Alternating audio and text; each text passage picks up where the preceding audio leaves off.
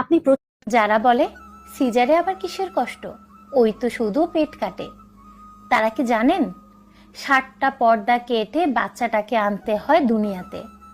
হয়তোবা সিজার করার আগে অ্যানেস্থেসিয়ার জন্য বোঝা যায় না পেট কাটাটা। আধা ঘন্টার মধ্যে 3টা স্যালাইন শেষ করতে হয়, কিন্তু মোটা সিরিঞ্জের মেরুদণ্ডে দেওয়া ইঞ্জেকশনটা সারা জীবন কষ্ট দেয়। কখনো অবশ থাকে, কখনো আবার বসা থেকে উঠা যায় না, কাপড় কাচা যায় না, ভারী কোনো কিছু উঠানো যায় না। তবু আমরা সব কিছু করি, সব কিছু মুখ বুজে সহ্য করি।